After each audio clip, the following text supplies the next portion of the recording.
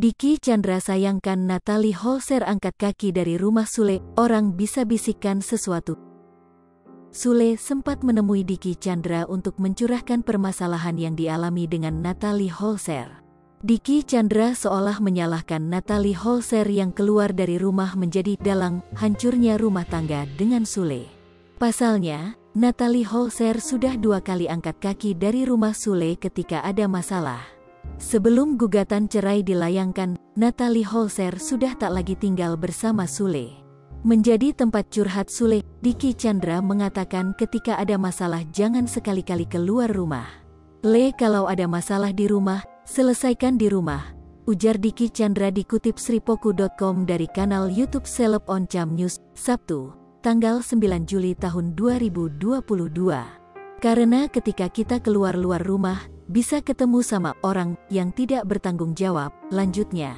Ia khawatir akibat dari Natalie yang keluar dari rumah Sule mendapat hasutan dari orang lain sehingga permasalahan makin kacau. Mereka membisikkan sesuatu menyuruh ke arah yang lain, malah jadi kacau, sampainya. Menurut Dicky Chandra, kondisi tersebut memungkinkan terjadi ketika ada masalah malah memilih keluar dari rumah.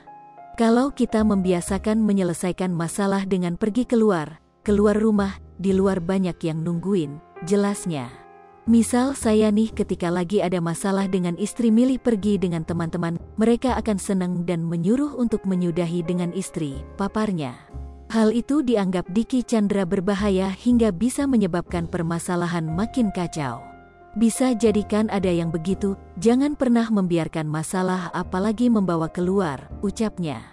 Kendati begitu, Dicky Chandra enggan menjelaskan di balik gugatan cerai yang dibuat Natalie Holzer. Ia hanya mengatakan kalau permasalahan rumah tangga Sule dan Natalie memiliki kesepakatan yang berujung pada perpisahan.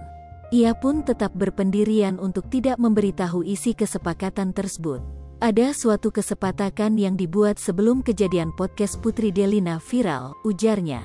Kesepakatan itu dibuat oleh mereka berdua tanpa emosional, lanjutnya. Sripoku TV, jangan lupa komen, like, dan subscribe, serta tonton terus berita-berita terupdate lainnya ya.